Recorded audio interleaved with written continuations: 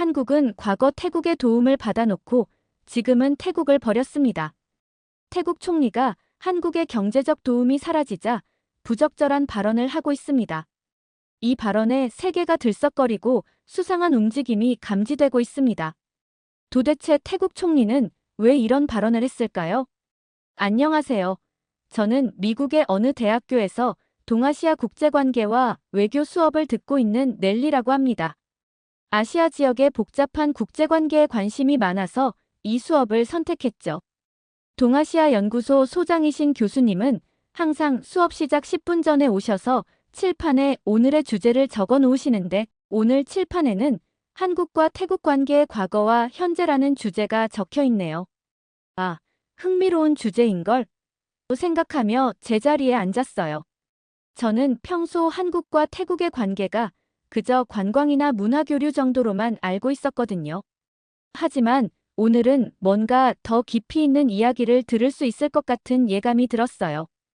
교수님은 정시가 되자 늘 그러시듯 수업을 시작하셨어요. 오늘은 매우 시의적절한 주제를 다루게 될 것 같네요. 최근 뉴스를 보신 분들은 아시겠지만 태국과 한국의 관계가 꽤나 복잡한 국면을 맞이했거든요. 교실 안에는 긴장감이 감돌았어요. 특히 앞줄에 앉아있는 태국 학생들과 한국 학생들의 표정이 심상치 않아 보였죠. 교수님은 이런 분위기를 눈치채셨는지 차분한 목소리로 말씀을 이어가셨어요. 우리는 종종 현재의 관계만을 보고 판단하려는 경향이 있습니다. 하지만 국제관계에서는 역사적 맥락을 이해하는 것이 매우 중요하죠. 특히 한국과 태국의 관계는 매우 특별한 역사적 배경을 가지고 있어요. 교수님은 프로젝터를 켜시며 설명을 이어가셨어요. 1950년 6월 25일 북한의 기습 남침으로 6.25 전쟁이 시작되었을 때 유엔은 즉시 한국을 지원하기 위한 결의안을 채택했습니다. 이에 응답한 16개국 중 하나가 바로 태국이었죠. 교수님은 화면에 참전국 목록을 하나씩 보여주셨어요. 미국, 영국, 캐나다 등등 여러 나라가 군대를 파병했고 이외에도 5개 국가가 의료 지원을 했습니다. 당시 태국은 자국 내에서도 공산주의 세력의 위협을 받고 있었고 국내 정세도 불안정했습니다. 하지만 태국은 자유민주주의를 수호한다는 대의를 위해 유엔의 요청에 즉각 응답했죠. 태국은 제1사단을 중심으로 총 2만 1000여 명의 군대를 파병했는데 이는 아시아 국가들 중에서도 상당히 큰 규모였습니다. 교수님은 잠시 멈추시더니 의미심장한 표정으로 말씀하셨어요. 특히 주목할 점은 태국이 당시 동남아시아에서 유일하게 군대를 파병한 국가였다는 것입니다. 그만큼 태국의 참전은 큰 의미가 있었죠. 태국군은 서울 탈환 작전과 화천 전투에서 중요한 역할을 했고 특히 중공군의 개입 이후에는 강화도와 전주 지역 방어에서 뛰어난 전과를 올렸습니다. 스크린에는 당시 태국군의 활약상을 보여주는 흑백 사진들이 하나씩 나타났어요. 전투 중인 태국 군인들의 모습, 한국군과 함께 작전을 수행하는 장면, 부상당한 동료를 돕는 모습들이 차례로 보여졌죠. 태국군은 전쟁 기간 동안 1200명이 넘는 전사자와 3000명 이상의 부상자가 발생했습니다. 이는 결코 작은 희생이 아니었죠. 지금 서울에 가보시면 태국 대사관 근처에 이들의 희생을 기리는 기념비가 세워져 있는 것을 보실 수 있습니다. 저는 이 설명을 들으며 태국의 참전이 단순한 군사적 지원 이상의 의미를 가졌다는 것을 깨달았어요. 그것은 아시아의 한 국가가 이웃나라의 자유와 평화를 위해 기꺼이 큰 희생을 감수했다는 증거였으니까요. 수업이 진행되면서 저는 문득 이런 역사적 사실들이 왜 지금 이 시점에서 다시 중요하게 다뤄지는지 궁금해졌어요. 그리고 그 답은 곧 다음 챕터에서 나올 것 같았죠. 교수님은 잠시 숨을 고르시더니 화면을 현재 뉴스 기사들로 전환하셨어요. 이제 우리는 현재 태국과 한국의 관계에 대해 이야기를 나눠볼 텐데 최근 상황이 매우 복잡해졌습니다. 스크린에는 태국 현지 신문들의 헤드라인이 나타났어요. 한국인 관광객 70% 감소, 방콕 시내 한국 식당들 줄 폐업, 한국 기업들, 태국 투자 철회 검토 등의 기사들이 보였죠. 올해부터 시작된 태국 내 반한 감정이 최근 들어 심각한 수준에 이르렀습니다. 처음에는 SNS상의 작은 논쟁으로 시작됐지만 점차 현실 세계로 번져나가면서 한국인 관광객들을 향한 적대적인 행동들이 보고되기 시작했죠. 이로 인해 많은 한국인 관광객들이 태국 여행을 기피하게 되었고, 이는 태국의 관광 산업에 직접적인 타격을 주었습니다. 교수님은 경제 지표가 담긴 그래프를 보여주셨어요. 태국의 GDP에서 관광 산업이 차지하는 비중은 약 20%에 달합니다. 그 중에서도 한국인 관광객들은 상위 3위 안에 드는 중요한 고객층이었죠. 하지만 현재는 한국인 관광객이 70% 이상 감소했고, 이는 태국 경제에 심각한 영향을 미치고 있습니다. 더욱 충격적인 것은 기업들의 동향이었어요. 현재 삼성전자, LG전자, 현대자동차 등 주요 한국 기업들이 태국 내 투자를 재검토하거나 철수를 고려하고 있다고 합니다. 이미 일부 중소기업들은 베트남이나 인도네시아로 생산 기지를 옮기기 시작했죠. 이런 위기 상황에서 태국 정부는 새로운 파트너를 찾아 나섰다고 해요. 태국 정부는 중국과의 경제 협력 강화를 시도했습니다. 하지만 중국의 경제 성장 둔화와 부동산 시장 위기로 인해 중국은 태국이 기대했던 만큼의 경제적 지원을 제공하지 못했죠. 특히 관광 분야에서는 한국인 관광객들의 높은 소비력을 중국 관광객들이 대체하지 못했습니다. 그러던 중 최근 주목할 만한 변화가 있었어요. 교수님은 지난주 방콕 포스트 신문의 일면 기사를 보여주셨죠. 패통탄 친나와 태국 총리는 지난주 방콕 정부 청사에서 열린 기자회견에서 매우 의미 있는 발언을 했습니다. 그녀는 1950년 6.25 전쟁 당시 태국은 2만 1,000명의 군대를 파병했고 1,200명이 넘는 전사자가 발생했습니다. 이는 단순한 숫자가 아닌 한국의 자유와 평화를 위한 태국의 진정한 우정을 보여주는 증거입니다. 라고 강조했죠. 교수님은 계속해서 총리의 발언을 인용하셨어요. 친나와 총리는 특히 당시 태국군은 서울 탈환 작전, 화천 전투, 강화도 전투에서 중요한 역할을 했으며 이는 현재 한국이 세계적인 경제 강국으로 성장하는데 작은 밑거름이 되었다고 자부합니다라고 말했습니다. 더욱 주목할 만한 것은 총리의 구체적인 제안이었다고 해요. 친나와 총리는 최근의 불행한 상황을 해결하기 위해 한태 정상회담을 제안했습니다. 또한 양국의 젊은 세대들이 서로를 더 잘 이해할 수 있도록 문화교류 프로그램을 대폭 확대할 계획입니다. 하고 밝혔죠. 마지막으로 총리는 과거 한국이 힘들 때 태국이 그랬듯이 이제는 태국이 한국 관광객들의 안전과 편의를 최우선으로 보장하겠다고 약속했다고 합니다. 이를 위해 특별 관광경찰대를 신설하고 한국어 통역 서비스를 24시간 운영하는 등의 구체적인 계획도 발표했다고 해요. 교수님은 잠시 말씀을 멈추시고 교실을 둘러보셨어요. 이런 상황에서 우리는 몇 가지 중요한 질문을 던져볼 수 있습니다. 과거의 우호적인 관계가 현재의 갈등 상황을 해결하는데 어떤 역할을 할 수 있을까요? 그리고 양국이 이 위기를 극복하기 위해서는 어떤 노력이 필요할까요?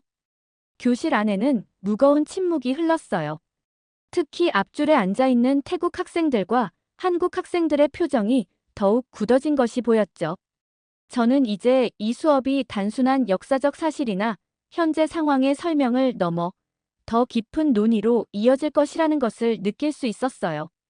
그리고 그 예감은 곧 현실이 되었죠. 잠시 침묵이 이어지던 중 앞줄에 앉아있던 태국 학생 투란이 손을 들었어요. 교수님, 저는 이해가 되지 않아요. 투란의 목소리에는 억눌린 분노가 느껴졌어요. 우리 태국은 한국이 가장 어려울 때 도움을 준 나라입니다. 지금 교수님께서 보여주신 것처럼 우리는 2만 명이 넘는 군인들을 보냈고 1,200명이나 되는 소중한 생명을 잃었어요. 그런데 지금 한국은 어떻게 우리를 대하고 있나요? 투라는 자신의 휴대폰을 꺼내 최근 뉴스 기사들을 보여주기 시작했어요. 보세요. 한국 기업들이 하나둘씩 태국을 떠나고 있어요. 그들은 더 싼 노동력을 찾아 베트남이나 인도네시아로 가고 있죠. 우리나라의 젊은이들이 실업자가 되어가는데 한국은 전혀 신경 쓰지 않아요. 그녀의 목소리가 점점 높아졌어요. 더구나 한국 관광객들의 태도를 보세요.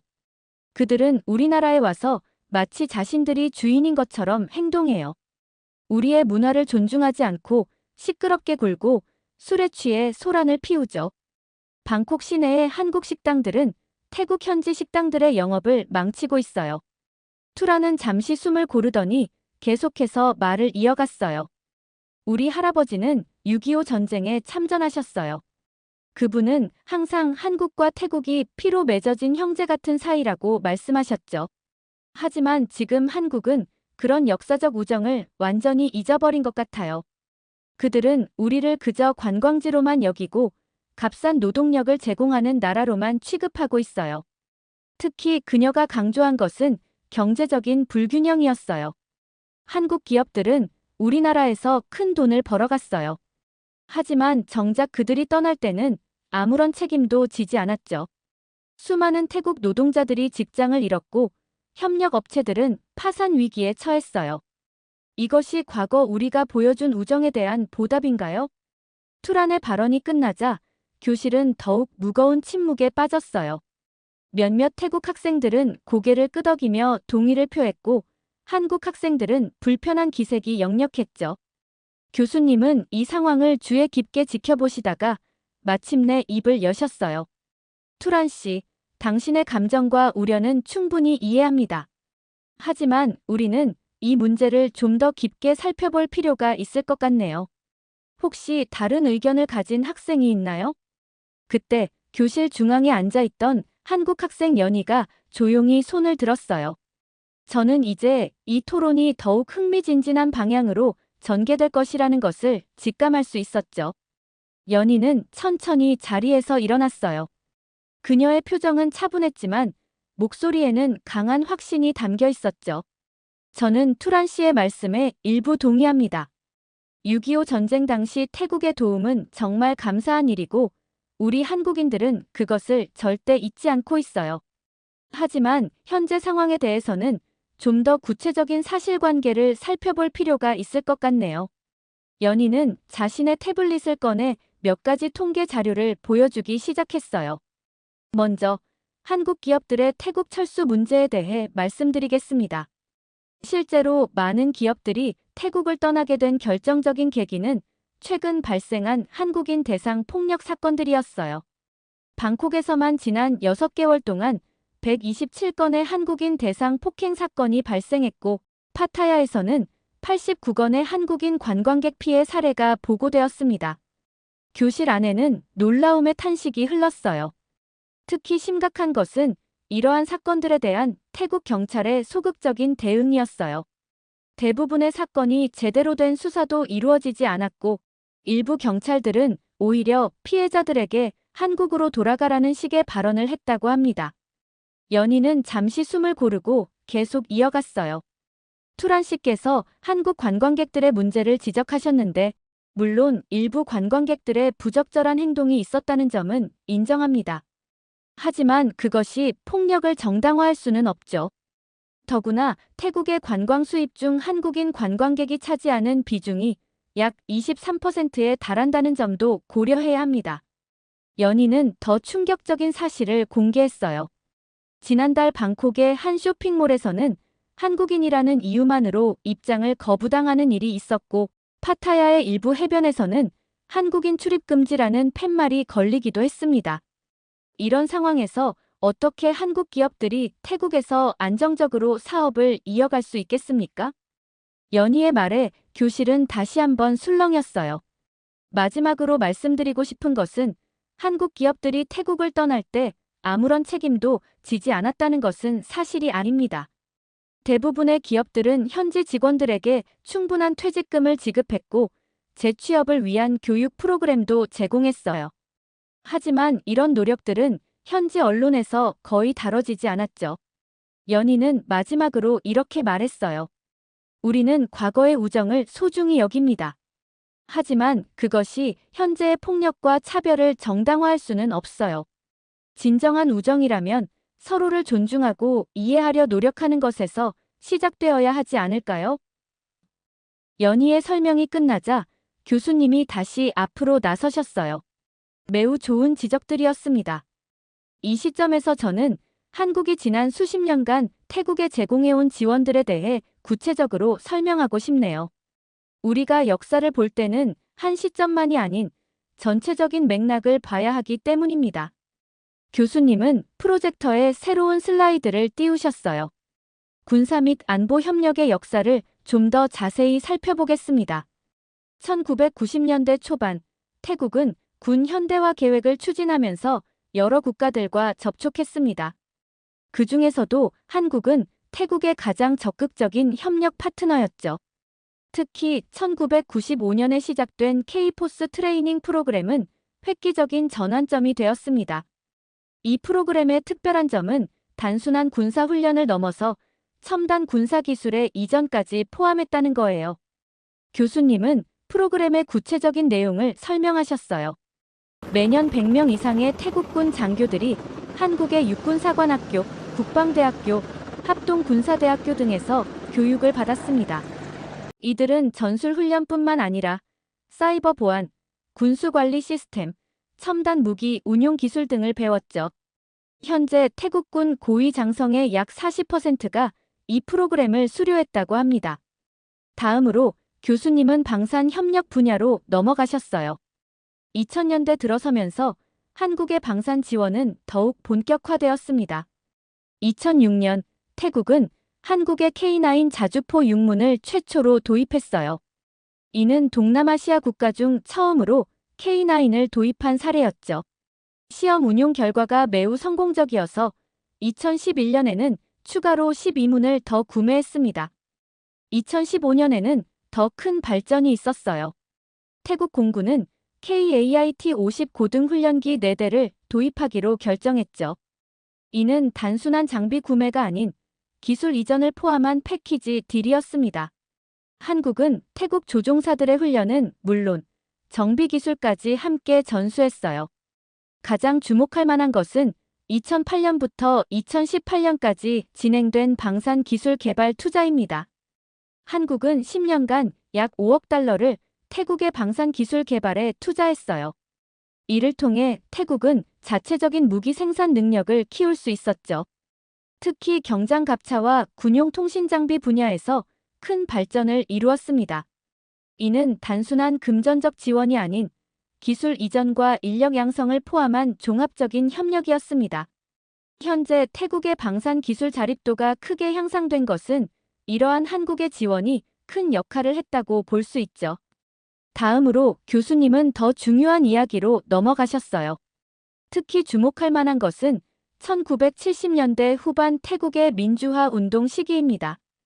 당시 한국은 이미 민주화를 경험한 나라로서 태국의 민주주의 발전을 위해 다양한 지원을 제공했어요. 1978년부터 1982년까지 한국의 시민단체들은 태국의 민주화 운동가들을 한국으로 초청해 민주주의 교육 프로그램을 제공했고, 이는 태국 민주주의 발전의 토대가 되었죠. 마지막으로 외교적 지원에 대한 설명이 이어졌어요.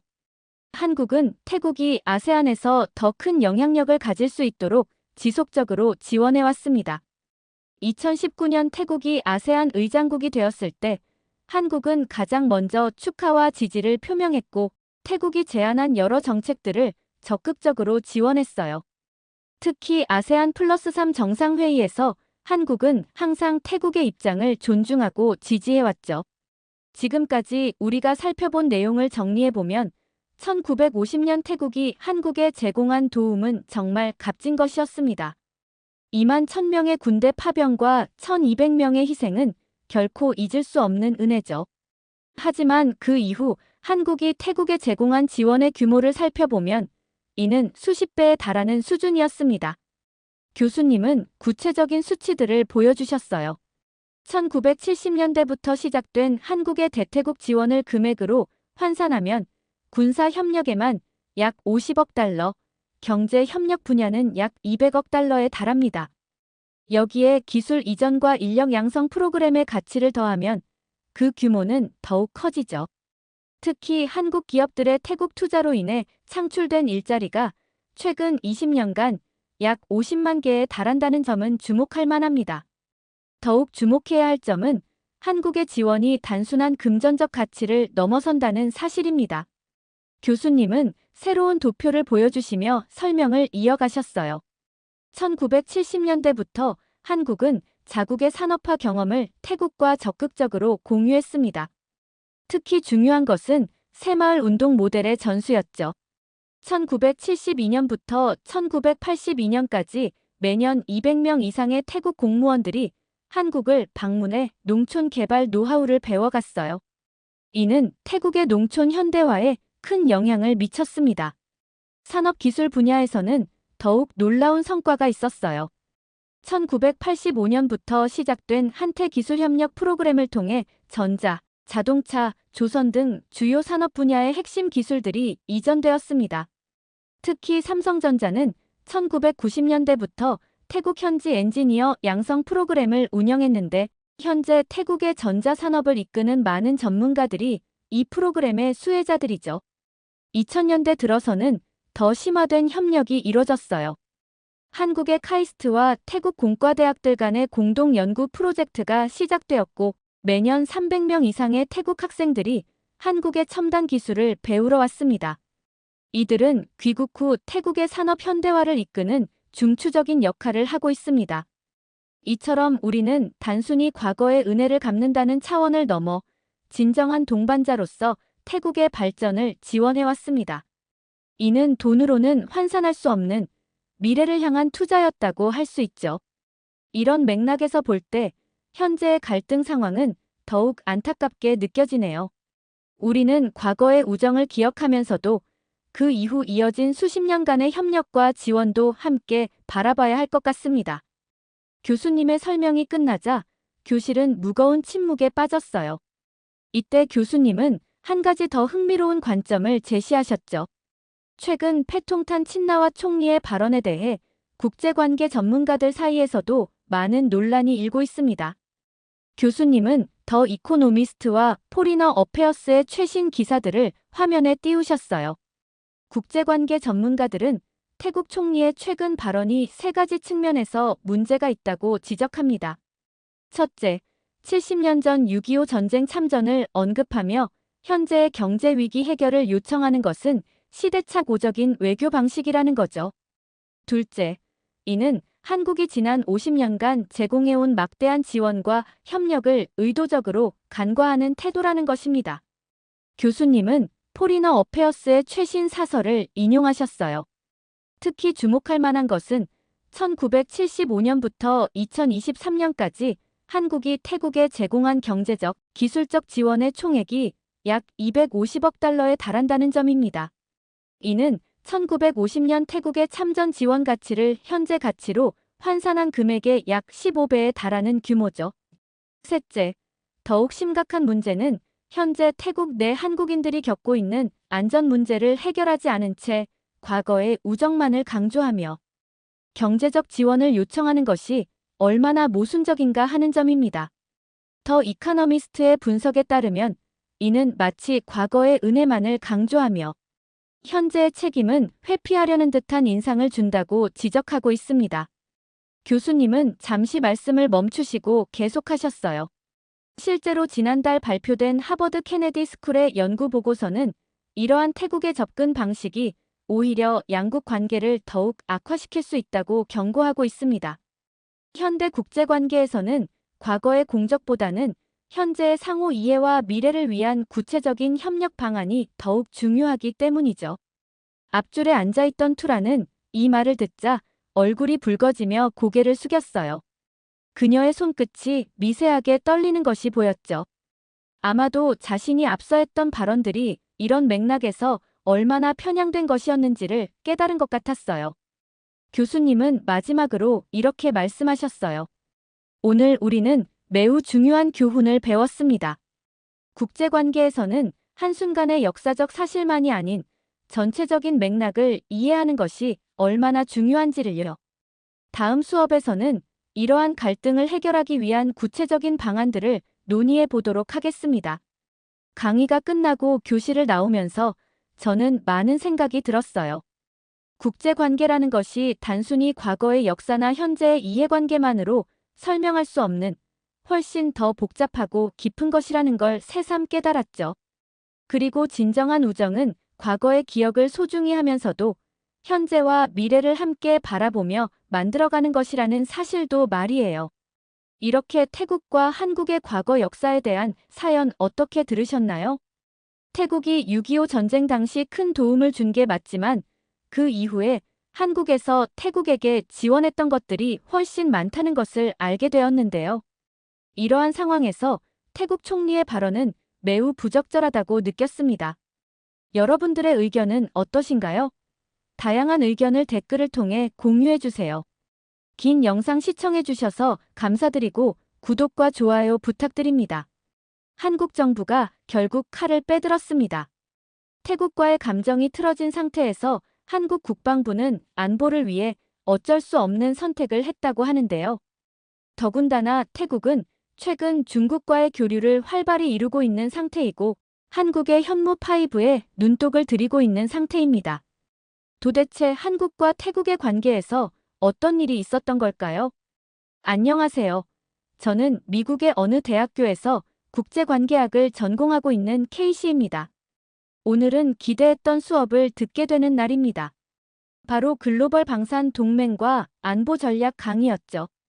교수님은 30년간 국방부 자문위원으로 일하셨고 현재는 워싱턴의 여러 싱크탱크에서 아시아 안보 전문가로 활동하고 계십니다.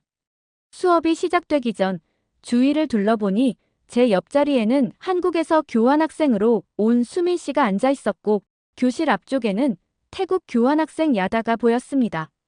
오늘은 강의는 특히 더 기대되었습니다. 교수님께서 아시아 지역의 방산 동맹 관계를 다루신다고 하셨기 때문입니다. 특히 최근 뉴스에서 자주 다뤄지는 태국의 군사 동맹 변화에 대해 깊이 있게 배울 수 있을 것 같았습니다.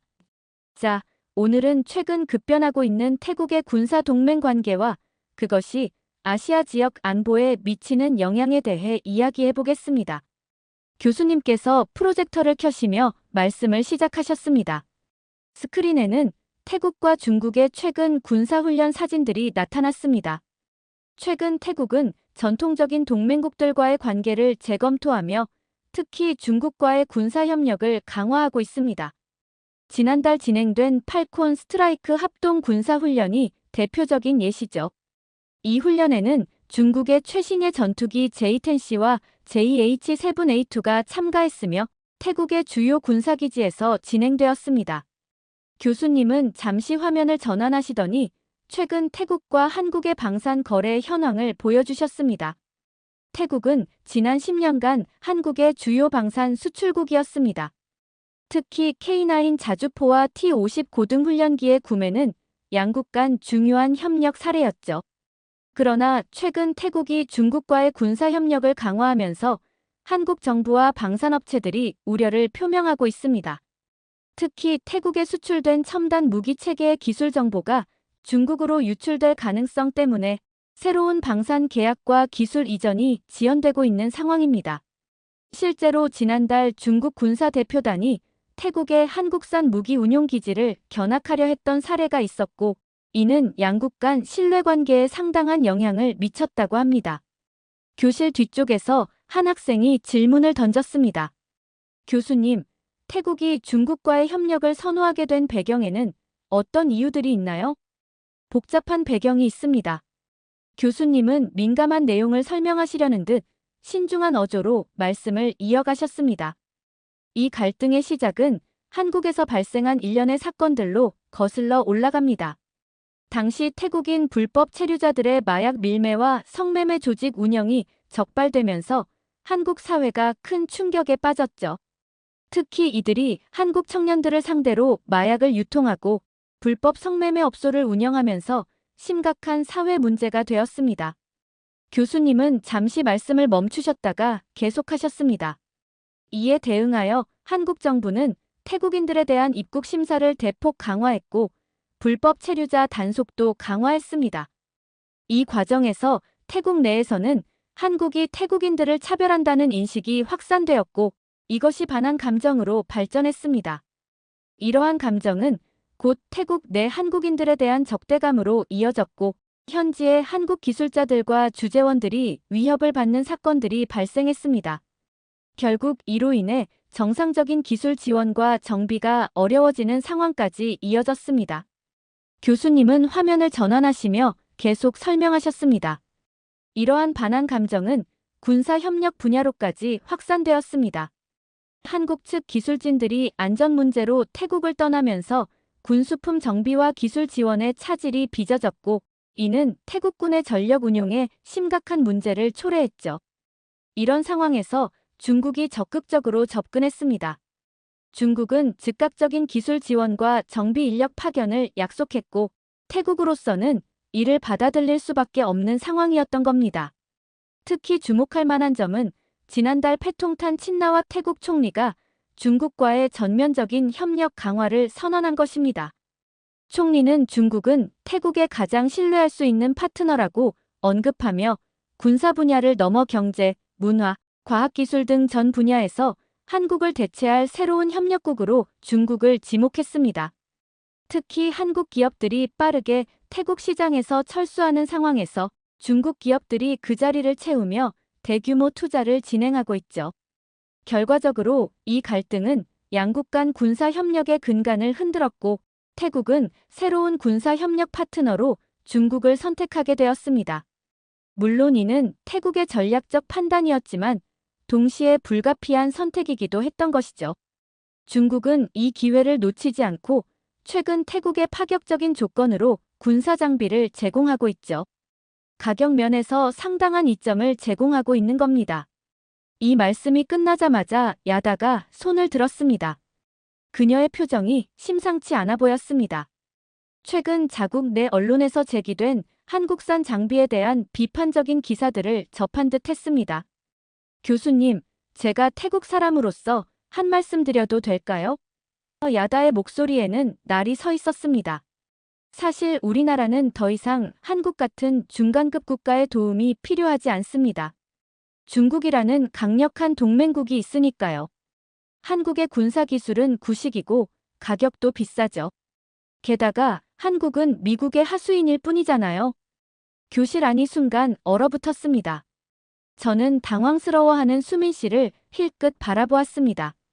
수민 씨는 침착하게 손을 들고 자신의 태블릿을 꺼냈습니다. 실례지만 제가 답변 드려도 될까요? 먼저 구체적인 자료를 보여드리고 싶습니다. 그는 화면을 교수님께 보여드린 후 이야기를 이어갔습니다. 현재 태국군이 운용 중인 주력 장비들 중 상당수가 한국산입니다. T-50 고등훈련기와 K9 자주포는 세계적으로도 그 성능을 인정받고 있죠. 특히 정비성과 운용성 면에서 높은 평가를 받고 있는데 이는 태국 군 관계자들의 증언으로도 확인됩니다. 실제로 지난해 발표된 스톡홀름 국제평화연구소의 보고서에 따르면 한국산 방산 장비의 가격 대비 성능은 세계 최상위권으로 평가받았습니다. 교수님께서 고개를 끄덕이셨습니다. 수민 학생의 지적이 정확합니다. 더불어 중요한 건 방금 말한 것처럼 군사 협력에서 기술 이전의 위험성입니다. 특히 중국과의 긴밀한 협력은 동맹국들의 첨단 기술이 유출될 수 있다는 우려를 낳고 있죠. 실제로 최근 여러 정보기관에서 중국의 군사정보 수집 활동에 대한 우려를 제기하고 있습니다. 교수님은 화면을 전환하시며 계속해서 설명하셨습니다. 추가적으로 예를 들면 최근 있었던 중국 태국 합동훈련에서는 중국 측 관찰단이 태국군의 한국산 레이더 시스템에 특별한 관심을 보였다는 보고가 있었습니다. 이는 단순한 군사협력을 넘어선 기술정보 수집의 가능성을 시사하는 것이죠. 현재 중국은 1대1로 정책을 통해 아시아 전역에서 군사적 영향력을 확대하고 있습니다.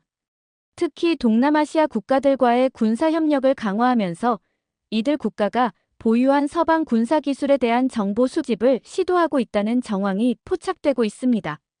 교수님은 잠시 멈추시더니 강의실을 둘러보셨습니다. 여러분, 이것이 왜 중요한 문제일까요? 군사기술의 유출은 단순히 한국과의 경제적 손실을 넘어서는 문제입니다. 첨단 군사 기술이 의도치 않게 확산될 경우 지역 안보 균형이 심각하게 훼손될 수 있습니다. 더 구체적인 사례를 살펴보겠습니다.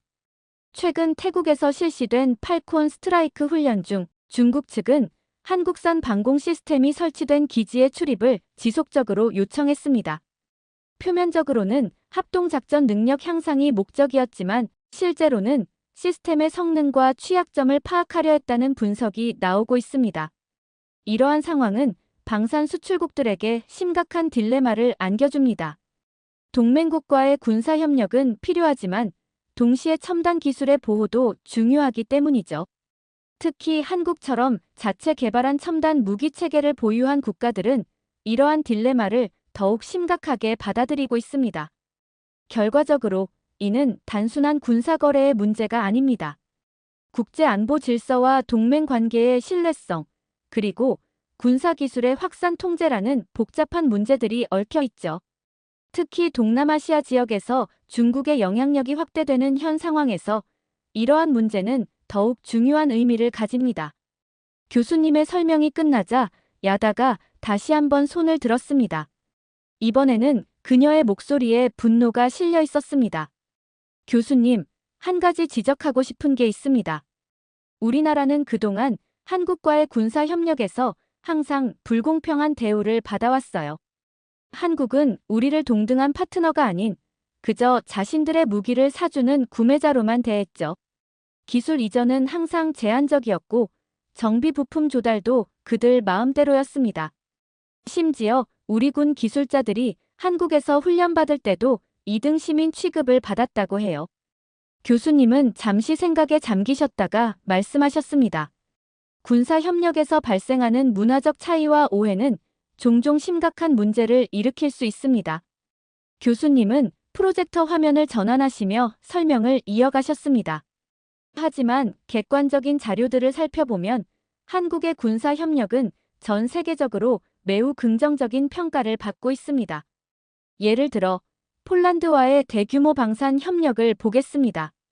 K2 전차, K9 자주포, FA-50 경공격기 등 약 200억 달러 규모의 계약에서 한국은 단순한 장비 판매를 넘어 현지 생산 기술 이전, 정비 인프라 구축, 현지 인력 양성까지 포괄적인 협력을 제공하고 있습니다. 교수님은 새로운 통계 자료를 보여주셨습니다. 더 흥미로운 것은 나토 국가들의 평가입니다. 최근 나토 방산협력위원회 보고서에 따르면 한국은 가격 대비 성능, 기술 이전의 투명성, 사후 관리 측면에서 최상위 등급을 받았습니다. 특히 주목할 만한 것은 기술 이전 정책인데요. 한국은 협력국의 수준과 필요에 따라 맞춤형 기술 이전 프로그램을 운영하고 있습니다. 예를 들어 호주와의 K9 자주포 사업에서는 현지 방산업체와 공동 개발 방식을 채택했고 인도네시아와의 KF-21 전투기 사업에서는 현지 엔지니어들의 한국 내 기술 연수를 전폭적으로 지원했습니다. 교수님은 새로운 그래프를 가리키며 설명하셨습니다. 실제로 지난 5년간 한국의 방산 수출은 연평균 30% 이상 증가했는데 이는 단순히 가격 경쟁력 때문만이 아닙니다. 한국의 군사협력 모델이 가진 특징은 다음과 같습니다. 첫째, 구매국의 요구사항을 반영한 맞춤형 기술 개발. 둘째, 현지 생산을 통한 일자리 창출. 셋째, 장기적인 기술 이전 로드맵 제공. 넷째, 포괄적인 교육훈련 프로그램 운영. 이러한 전방위적 협력 모델이 높은 평가를 받고 있는 것입니다. 교수님은 최신 국제방산 협력 지표를 보여주셨습니다. 여기 보시면 한국은 기술 이전 투명성 지수에서 미국, 프랑스와 함께 최상위 등급을 기록하고 있습니다. 특히 협력국 기술 인력 양성 프로그램은 벤치마킹 사례로 꼽히고 있죠. 이는 한국이 단순한 무기 수출국이 아닌 진정한 의미의 국방 협력 파트너로 자리매김했다는 것을 보여줍니다. 야단은 곧바로 반문했습니다. 그런 국제적인 평가가 태국에는 어떤 의미가 있나요? 한국이 다른 나라와 잘 협력한다고 해서 태국에 실질적으로 도움이 된 것은 무엇인가요? 오히려 중국은 우리에게 더 실용적인 도움을 제공하고 있어요. 앞으로도 중국과의 협력을 통해 우리 군사력은 더욱 발전할 것입니다. 교수님은 깊은 숨을 내쉬며 새로운 자료들을 화면에 띄우셨습니다. 야다 학생의 질문에 구체적인 사례로 답변하겠습니다. 한국은 그동안 태국에 상당한 수준의 군사 지원을 해왔습니다. 우선 T-50TH 골든이글 고등훈련기의 경우 2015년 첫 도입 이후 태국 공군 조종사 양성의 핵심 전력이 되었습니다. 이는 단순한 항공기 판매가 아닌 조종사 훈련 프로그램과 정비 기술 이전을 포함한 포괄적 협력이었죠. 교수님은 다음 슬라이드로 넘어가셨습니다.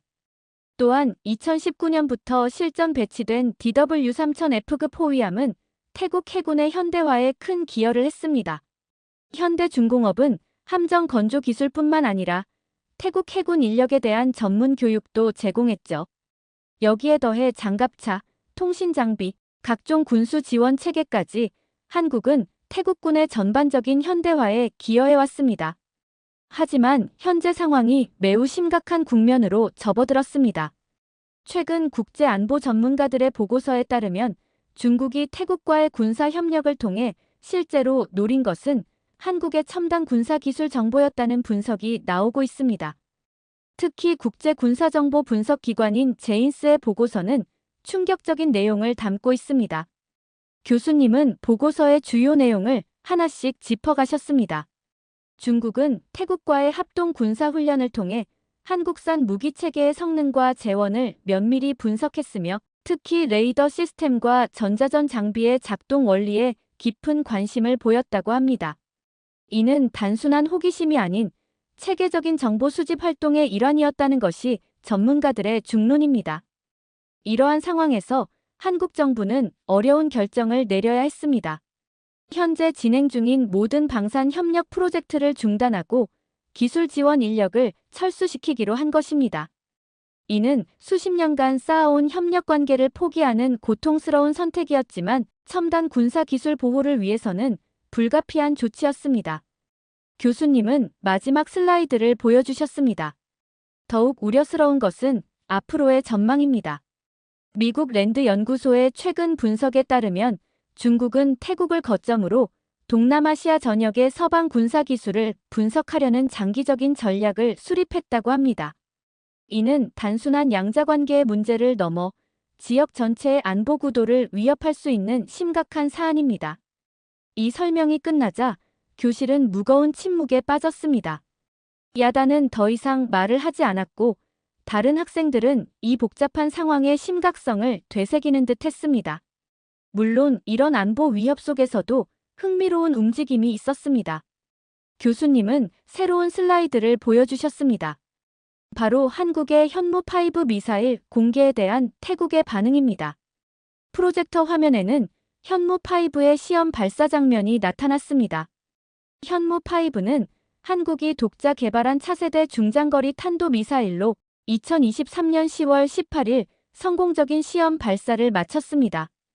800에서 1000km의 사거리를 가진 이 미사일은 고체 연료를 사용하며 정밀 유도 시스템을 갖추고 있는 최첨단 무기체계입니다. 특히 주목할 만한 것은 현무5가 공개된 직후 태국의 반응이었습니다. 교수님은 태국 현지 언론사인 방콕 포스트의 기사를 화면에 띄우셨습니다. 현무5 시험 발사 다음 날 태국 국방장관은 긴급 기자회견을 열었습니다. 그는 한국의 현무5 개발은 아시아 방산 기술의 새로운 이정표가 될 것이라고 평가하면서 특히 GPS와 관성 항법 장치를 결합한 정밀 유도 시스템과 고체 연료 추진 기술은 세계 최고 수준이라고 극찬했습니다. 교수님은 다음 화면으로 넘어가셨습니다. 더욱 흥미로운 것은 같은 해 11월 아세안 확대 국방장관회의 ADMM 플러스 기간 중 있었던 비공식 발언입니다. 태국 국방장관은 한국 측 대표단과의 비공개 만찬 자리에서 현재의 갈등 상황에도 불구하고 우리는 한국의 미사일 기술 지원을 받고 싶다는 의견을 표명했습니다. 특히 그는 태국의 미사일 방어체계 현대화를 위해 한국의 기술력이 절실하다며 양국 간 발생한 오해와 갈등을 해소하고 군사기술 협력을 재개하고 싶다는 의지를 보였다고 합니다. 또한 태국 국방부는 자체 보고서를 통해 현무5의 이동식 발사대 시스템과 고속 기동성에 특히 깊은 관심을 보였습니다. 보고서는 현무5의 신속한 발사 능력과 은폐성은 태국의 미래 국방 전략의 필수적인 요소라고 평가했죠. 교수님은 숙고하는 표정으로 다음 슬라이드를 보여주셨습니다. 하지만 이러한 태국 국방부의 희망은 현실화되기 어려운 상황이었습니다. 그 이유는 패통탄 친나와 태국 총리가 중국과의 전면적 군사협력 협정을 체결했기 때문입니다. 이 협정에는 중국의 군사기술 이전, 합동군사훈련 확대, 군사정보 공유 등 광범위한 내용이 포함되어 있었죠. 교수님은 외교 전문지의 기사를 화면에 띄우셨습니다. 특히 주목할 만한 것은 이 협정에 포함된 군사정보 통합관리 조항입니다. 이는 태국이 도입하는 모든 신규 군사 장비와 기술에 대해 중국과 정보를 공유한다는 내용을 담고 있었습니다. 사실상 태국의 군사 주권 일부를 중국에 양도하는 것과 다름없는 조항이었죠. 이에 대한 한국 정부의 입장은 매우 단호했습니다. 교수님은 한국 국방부의 내부 분석 자료를 보여주셨습니다. 현무5가 태국에 이전될 경우 예상되는 피해를 세 가지 측면에서 분석했습니다. 첫째, 기술적 측면입니다. 현무5의 핵심 기술인 고정밀 관성 항법 장치와 목표물 추적 시스템이 중국에 유출될 경우 한국이 15년간 투자한 연구개발의 성과가 무력화될 수 있습니다. 특히 현무5의 레이더 회피 기술이 노출될 경우 이는 한국군 전체의 미사일 전력 약화로 이어질 수 있죠. 둘째, 군사적 측면입니다. 중국이 현무5의 성능과 재원을 파악하게 되면 이에 대한 대응 시스템을 신속하게 개발할 수 있습니다. 이는 동북아 지역에서 한국의 전략적 우위를 심각하게 손상시킬 수 있습니다. 한국군 관계자는 이 경우 최소 10년의 군사적 열세를 감수해야 할 것으로 분석했습니다. 마지막으로 경제적 측면입니다. 현무5 관련 기술이 유출될 경우 예상되는 직접적인 경제적 손실만 최소 5조 원에 달할 것으로 추산됩니다. 여기에는 연구 개발 비용뿐만 아니라 향후 발생할 수 있는 방산 수출 기회 손실까지 포함됩니다. 더 심각한 것은 한국의 방산 수출 신뢰도가 치명적인 타격을 입을 수 있다는 점입니다. 교수님은 마지막 자료를 보여주셨습니다. 실제로 한국 정부는 이미 폴란드, 호주 등 주요 방산 협력국들과 현무5 기술 공유 방지에 대한 구속력 있는 합의를 맺은 상태입니다. 만약 태국을 통해 이 기술이 유출된다면 이는 국제협약 위반이 되어 한국의 국제적 신뢰도에 돌이킬 수 없는 손상을 입히게 될 것입니다. 결과적으로 태국 국방부의 요청은 현실적으로 수용이 불가능한 상황입니다. 교수님은 마지막 분석 자료를 보여주셨습니다. 여기 태국 치앙마이 대학의 군사안보연구소가 발표한 흥미로운 보고서가 있습니다. 태국의 군사 전문가들은 중국과의 협력이 한국을 대체할 수 없다는 결론을 내렸습니다. 보고서에 따르면 특히 정밀 전자 시스템과 레이더 기술 분야에서 중국은 여전히 한국의 기술력에 미치지 못하고 있다고 합니다. 교수님은 태국 현지 언론의 인터뷰 기사를 화면에 띄우셨습니다. 더욱 주목할 만한 것은 태국의 저명한 군사 전문가의 최근 발언입니다. 그는 한국이 수십 년간 제공해온 기술 지원과 교육 프로그램은 태국 군의 현대화에 결정적인 역할을 했다. 그런 한국의 기술을 탐내고 중국에 공유하려 했던 우리의 행태는 도둑놈 신보나 다름없다라고 강하게 비판했습니다. 방콕 포스트의 군사 전문 칼럼니스트도 우리는 신뢰할 수 있는 파트너를 잃었다며 한국은 단순히 무기를 판매한 것이 아니라 태국의 자체 방위산업 육성을 도왔다. 이런 파트너십을 중국이 대체하기는 불가능할 것이라고 전망했습니다. 교수님은 깊은 한숨을 내쉬며 강의를 마무리하셨습니다. 국제관계에서 신뢰는 쉽게 얻을 수 없고 한번 잃으면 회복하기 어렵습니다. 오늘 우리가 본 사례는 그 뼈아픈 교훈을 보여줍니다. 강의가 끝나고 학생들이 하나 둘자리에서 일어났습니다. 야단은 고개를 숙인 채 묵묵히 교실을 나갔습니다. 그녀의 어깨가 무거워 보였습니다. 오늘 강의는 단순한 국제관계 수업이 아닌 신뢰와 배신, 그리고 그 선택이 가져올 결과에 대한 깊은 통찰을 제공했습니다. 교실을 나서는 발걸음이 무거웠지만 국제관계 전문가를 꿈꾸는 학생으로서 오늘의 교훈을 잊지 않겠다고 다짐했습니다. 이렇게 반한 감정 때문에 한국과의 관계가 틀어진 태국의 사연 어떻게 들으셨나요? 군사력으로나 방산 쪽으로도 한국이 태국에게 많은 도움을 줬는데도 불구하고 중국을 선택하는 잘못된 방향으로 가는 모습을 보니 한국의 선택이 옳다고 느꼈습니다. 여러분들의 의견은 어떠신가요? 다양한 의견을 댓글을 통해 공유해주세요. 긴 영상 시청해주셔서 감사드리고 구독과 좋아요 부탁드립니다. 태국의 남성들이 무언가를 뽑더니 소리를 지르고 있습니다. 그리고 한 남성은 그 자리에서 주저앉게 되고 누군가는 환호성을 지르고 있습니다. 도대체 이들은 무엇을 하고 있는 걸까요? 안녕하세요. 저는 미국의 캘리포니아 대학교에서 국제관계학을 전공하는 제시입니다. 특히 아시아의 정치와 군사에 관심이 많아 이 수업을 선택했죠. 더 폴리틱스 오브 밀리터리 서비스 인 아시아. 교수님의 수업명이 칠판에 적힌 걸 보며 저는 자리에 앉았습니다. 오늘은 아시아 각국의 국방 체계에 대해 알아보도록 하겠습니다. 교수님이 프레젠테이션을 시작하셨어요. 교수님은 먼저 동아시아의 주요 국가들을 설명하셨습니다. 일본의 자위대 체제, 중국의 현대식 군사력 확장, 대만의 방위 체계까지 차근차근 설명해 나가셨죠. 그러다 동남아시아 국가들의 이야기로 넘어갔습니다. 특히 오늘은 태국의 독특한 군사제도에 대해 자세히 알아보겠습니다. 교수님이 말씀하시며 화면을 넘기셨어요. 태국은 아시아에서도 굉장히 특이한 징병 제도를 가지고 있습니다. 바로 제비뽑기 방식이죠. 이 말에 강의실의 학생들이 흥미로운 표정을 지었습니다. 교수님은 계속해서 설명을 이어나가셨어요. 태국의 독특한 군 입대 시스템을 좀 더 자세히 설명해드리죠. 예를 들어 한 지역에서 100명의 군인이 필요한 상황이라고 가정해보겠습니다. 이때 보통 80명 정도가 자발적으로 지원을 하게 됩니다. 자원입대자들의 경우에는 6개월이라는 비교적 짧은 기간을 복무하게 되는데 이는 한국의 18개월이나 다른 국가들의 복무 기간과 비교하면 상당히 짧은 편이죠. 교수님은 잠시 숨을 고르시더니 계속 설명하셨습니다. 그런데 여기서 재미있는 점은 이 6개월이라는 기간이 고정된 것이 아니라는 겁니다.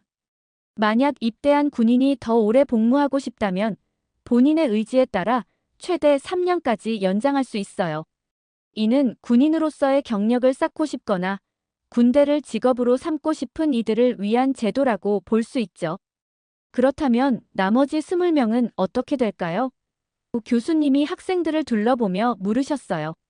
이들은 신체 검사 등급에 따른 순서로 제비뽑기를 하게 됩니다. 먼저 신체 검사 1등급을 받은 사람들이 우선적으로 추첨에 참여하게 되죠. 그 다음 2등급, 그리고 3등급 순서로 진행됩니다. 교수님은 칠판에 간단한 도표를 그리시며 계속 설명하셨습니다.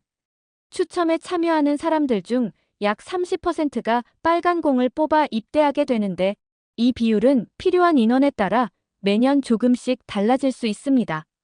재미있는 점은 만약 1등급 지원자들 중에서 필요한 인원이 모두 채워진다면 2등급과 3등급 지원자들은 자동으로 면제가 됩니다. 이들의 복무 기간은 2년에서 3년 정도로 자원입대자들보다는 긴 편이죠. 즉, 신체 등급이 낮은 사람들은 운이 좋으면 아예 추첨 기회조차 없이 면제될 수 있다는 뜻입니다. 교수님이 의미심장한 표정으로 덧붙이셨어요. 특히 주목할 점은 이 시스템이 자원입대자들에게는 상대적으로 짧은 복무 기간이라는 혜택을 주면서 동시에 필요한 군사력은 확보할 수 있도록 설계되어 있다는 겁니다. 하지만 이런 방식이 과연 현대 군대가 요구하는 전문성과 효율성을 충족시킬 수 있을지는 또 다른 논점이 되겠죠. 저는 노트에 열심히 필기를 하면서도 이런 제도가 실제로 어떻게 운영될지 궁금했어요.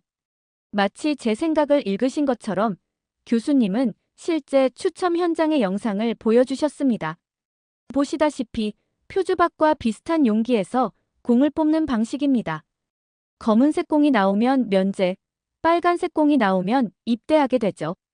흥미로운 점은 이 추첨 현장의 분위기입니다. 영상에서는 마치 축제처럼 밝은 분위기가 느껴졌어요. 군 관계자들이 추첨자들이 쓰러지지 않도록 뒤에서 받쳐주고 있었고, 당첨자에게는 박수와 격려가 이어졌습니다. 이런 방식이 과연 공정하고 효율적일까요? 교수님이 던진 질문에 강의실이 잠시 조용해졌습니다. 현대 군사력의 관점에서 봤을 때 이런 선발 방식이 가지는 장단점을 한번 생각해 봅시다. 교수님은 이어서 태국의 군사력 현황, 훈련 체계, 그리고 이웃 국가들과의 군사 협력 관계 등을 설명해 나가셨어요. 저는 이 특이한 제도가 태국의 군사력과 사회에 어떤 영향을 미치는지 더 알고 싶어졌습니다. 그때였습니다. 뒷자리에서 갑자기 손이 올라갔어요. 태국에서 온 교환학생 사라였습니다. 평소에도 수업 시간에 적극적으로 발언하던 그녀였지만 오늘은 어딘가 공격적인 태도가 느껴졌어요. 교수님, 제가 한 가지 의견을 말씀드려도 될까요? 사라가 말을 시작했습니다. 저는 태국의 군사제도가 오히려 더 효율적이라고 생각해요. 한국처럼 모든 남성이 의무적으로 군대에 가는 것보다 우리처럼 선별적으로 뽑는 게 더 현대적인 방식 아닐까요? 교수님이 대답하기도 전에 사라는 계속해서 말을 이어나갔습니다. 특히 요즘 한국은 군사력이 많이 약화되었다고 들었어요. 병력 수는 많을지 몰라도 실질적인 전투력은 태국이 더 우수하다고 봐요. 우리는 선택된 군인들에게 더 전문적인 훈련을 시킬 수 있으니까요. 강의실 안에 긴장감이 감돌았습니다. 한국 학생들이 몇 명 있었는데 그들의 표정이 굳어지는 게 보였어요. 저는 최근 태국에서 일어나고 있는 반한 감정에 대해 들은 적이 있었습니다. 최근 태국인들의 한국 불법 체류 문제가 심각해지면서 한국 정부는 태국인들에 대한 입국 심사를 대폭 강화했다고 해요. 관광비자로 입국한 뒤 불법 취업을 하는 사례와 흉악 범죄의 사례가 급증했기 때문이죠.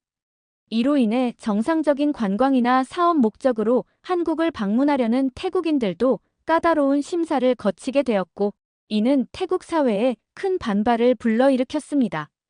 SNS에서는 해시태그 노모어 코리아 같은 해시태그가 트렌드가 되었고, 한국 제품 불매 운동도 시작되었다고 합니다.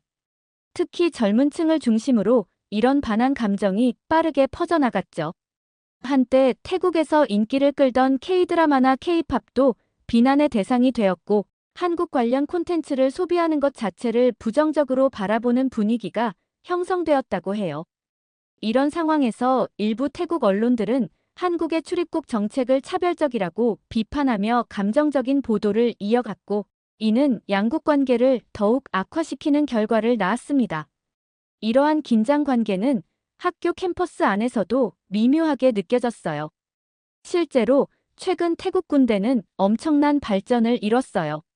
사라의 목소리가 더욱 커졌습니다. 우리는 더 이상 과거의 그 태국이 아니에요. 한국이 우리를 깔보는 건 정말 잘못된 거죠. K문화가 우리나라를 잠식하고 한국 관광객들이 우리나라에 와서 무례하게 굴고 이제는 달라져야 해요. 교수님은 침착하게 상황을 지켜보고 계셨습니다. 사라의 발언이 단순한 의견 제시를 넘어서 감정적인 공격으로 변해가는 것이 느껴졌어요.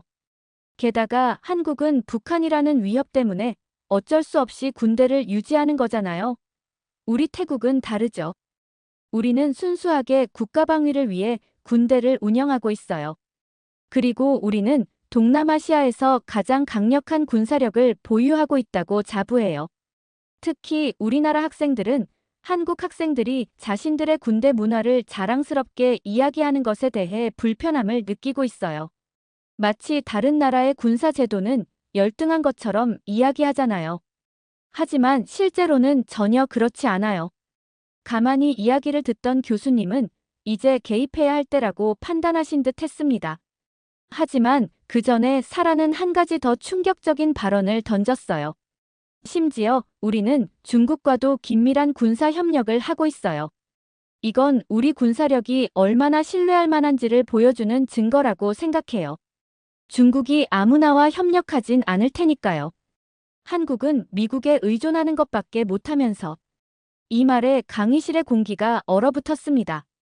단순한 의견 차이를 넘어서 이제는 국제관계에 민감한 영역으로까지 대화가 번져가고 있었어요. 저는 교수님이 어떻게 이 상황을 정리하실지 궁금해졌습니다. 무거운 침묵이 흐르는 순간 앞줄에 앉아있던 희수가 천천히 손을 들었습니다. 교수님, 제가 몇 가지 사실관계를 짚어보고 싶습니다. 희수의 목소리는 차분했지만 단호했습니다. 먼저, 한국의 군사력이 약화되었다는 사라하구의 말씀은 객관적 사실과 많이 다릅니다. 2024년 기준 글로벌 파이어 파워 지수를 보면 한국은 세계 5위의 군사력을 보유하고 있어요. 반면 태국은 20위권에 머물러 있죠.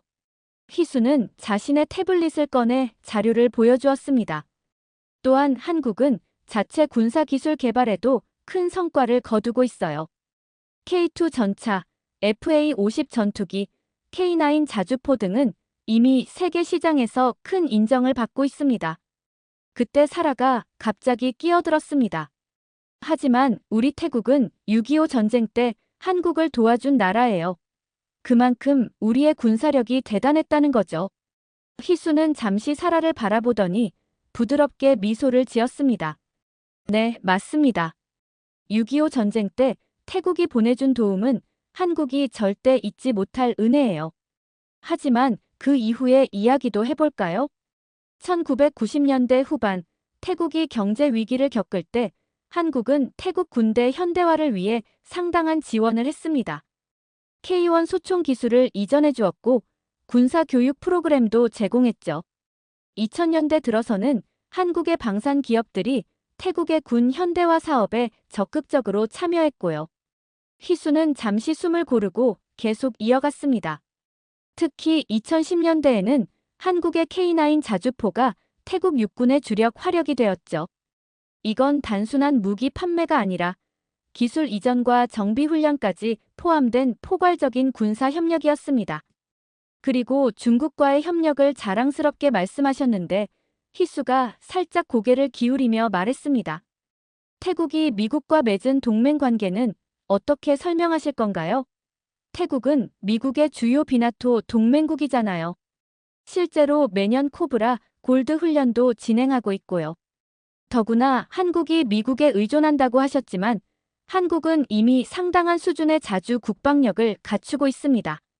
오히려 이제는 미국과 대등한 파트너로서 협력하는 관계로 발전했다고 볼 수 있죠.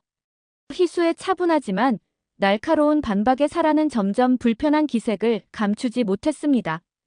특히 한국의 군사 지원 이야기가 나오자 당황한 듯 했어요. 사라는 얼굴이 붉어진 채 자리에서 벌떡 일어났습니다.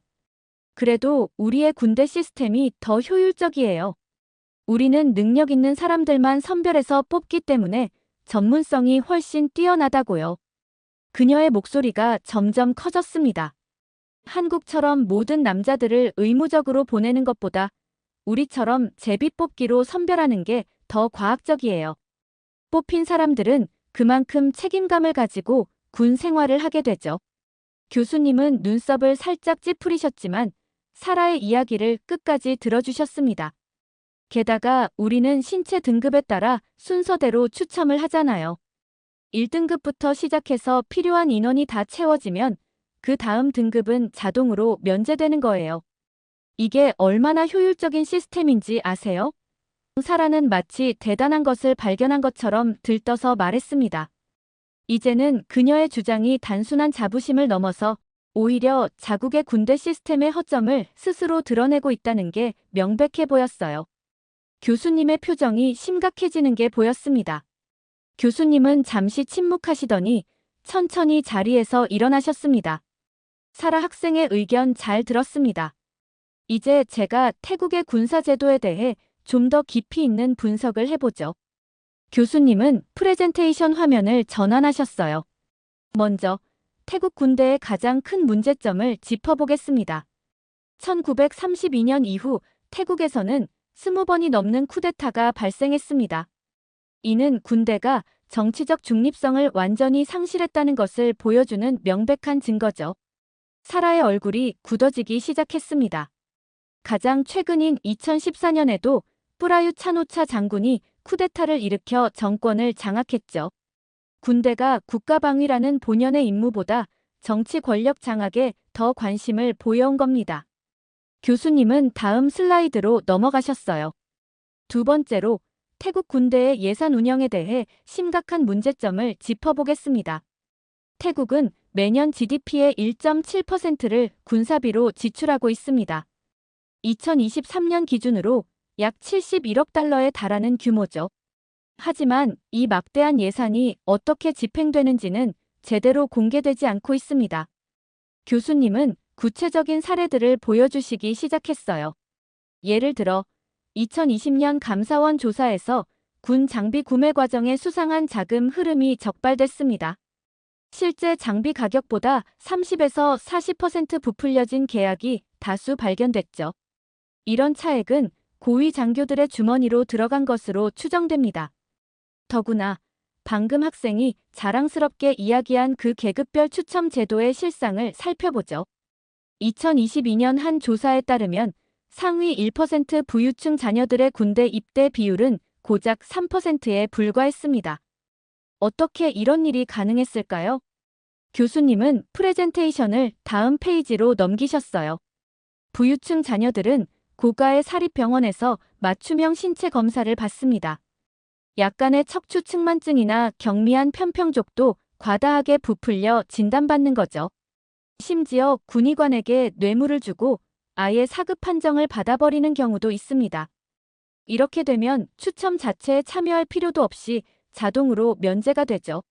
지난해에는 방콕의 한 고위 군의관이 1인당 10만 바트 약 300만 원을 받고 수백 명의 신체 등급을 조작해준 사실이 드러나 큰 스캔들이 되기도 했습니다. 하지만 이는 빙산의 일각에 불과하다는 게 전문가들의 지적입니다. 강의실이 숨죽인 채 교수님의 말씀을 경청했습니다. 또한 군대 내부의 폭력 문제도 심각합니다. 신병 훈련 과정에서의 가혹행위로 인한 사망사고가 끊이지 않고 있어요. 고위 장교들은 특권층으로 군림하면서 병사들을 사적으로 부리는 일도 비일비재하고요. 교수님은 잠시 숨을 고르시더니 계속해서 말씀하셨습니다. 그리고 방금 언급된 제비뽑기 시스템의 맹점을 지적하지 않을 수 없네요.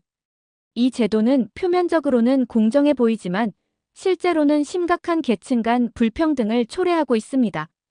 돈 있는 집안의 자녀들은 각종 면제 방법을 찾아내고 결국 가난한 집안의 청년들이 군대에 가게 되는 거죠. 이게 과연 공정한 제도라고 할 수 있을까요? 사라는 이제 완전히 창백해진 얼굴로 자리에 앉아 있었습니다. 더욱 우려되는 것은 이런 시스템이 군대의 전문성과 전투력 약화로 이어진다는 점입니다. 돈으로 빠져나가는 사람들이 많다 보니 실제로 군대에 가는 사람들의 대부분이 사회적 약자층에 속하게 됩니다. 이는 군대의 질적 저하를 초래할 수밖에 없죠.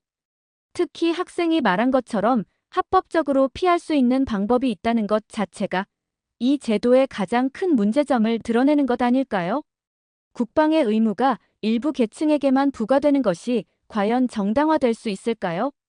교수님의 날카로운 지적에 강의실은 무거운 침묵에 빠졌습니다. 이제는 태국 군대 시스템의 민낯이 완전히 드러난 것 같았어요.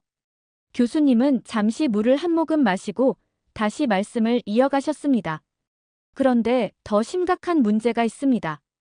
바로 군대 회피 수단으로 악용되는 트랜스젠더 제도에 대해 이야기해보죠. 태국의 트랜스젠더 문화에 대해 더 자세히 설명해 보겠습니다. 교수님은 새로운 슬라이드를 보여주셨어요.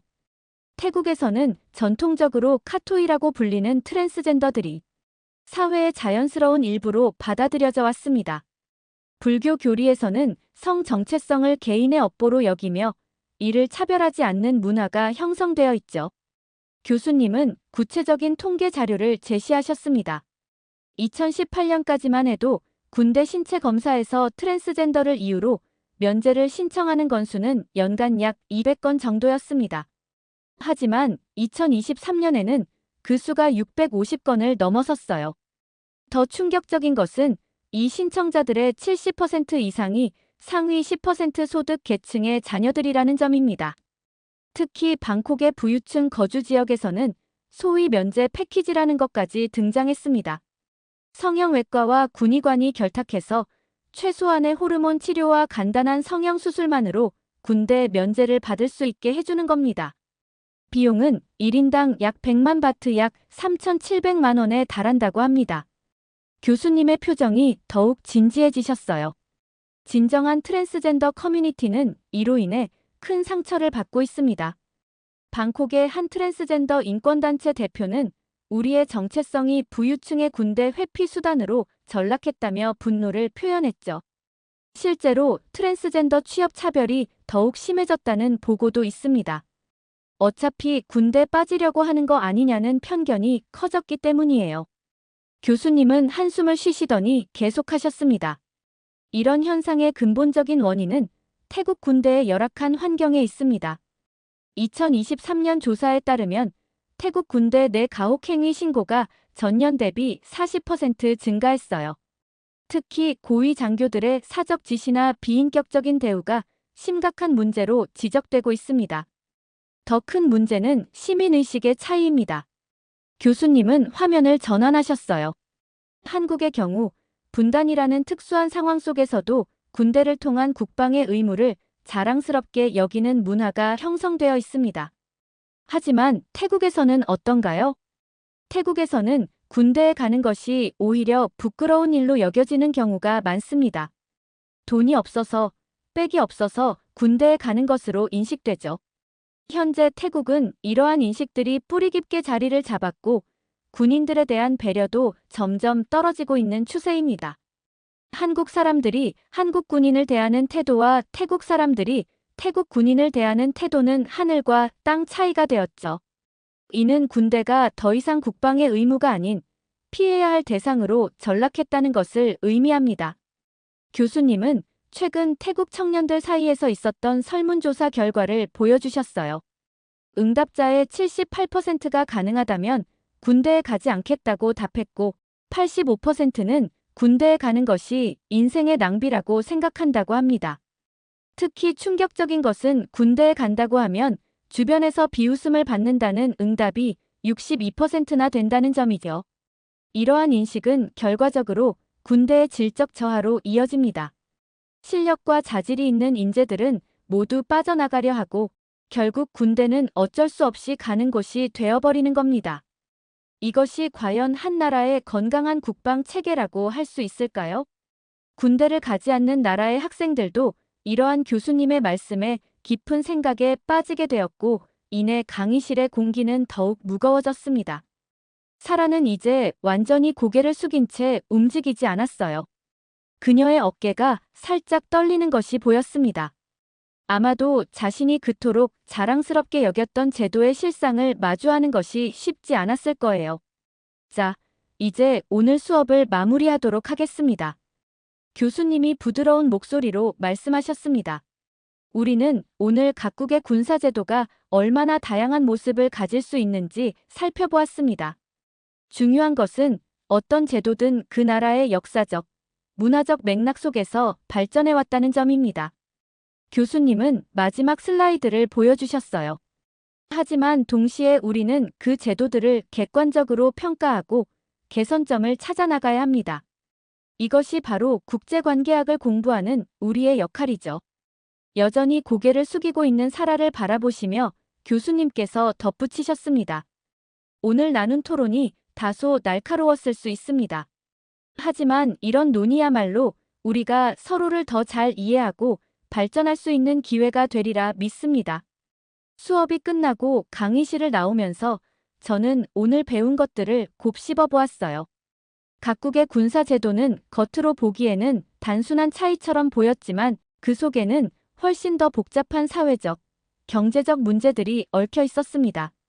특히 인상 깊었던 것은 국방의 의무가 단순히 군사력의 문제가 아니라는 점이었어요. 그것은 한 사회의 가치관과 시민의식을 보여주는 거울 같은 것이었습니다. 도서관으로 가는 길에 사라가 혼자 벤치에 앉아 있는 모습이 보였어요.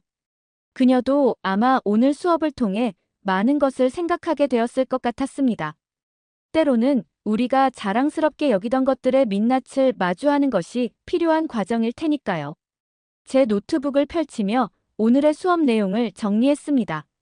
각국의 특수성을 존중하면서도 객관적인 시각을 잃지 않는 것, 그것이 바로 국제관계를 공부하는 우리가 가져야 할 자세라는 것을 다시 한번 깨달았습니다. 이렇게 태국의 군 입대 제도의 문제점에 관한 사연 어떻게 들으셨나요? 태국의 군 입대 제도가 다양한 문제점이 있다는 생각을 하게 되었고, 한국의 군사력과 비교하는 태국 학생을 보니 한국이 얼마나 대단한 나라인지 깨닫게 되었습니다. 여러분들의 의견은 어떠신가요? 다양한 의견을 댓글을 통해 공유해 주세요. 긴 영상 시청해 주셔서 감사드리고 구독과 좋아요 부탁드립니다.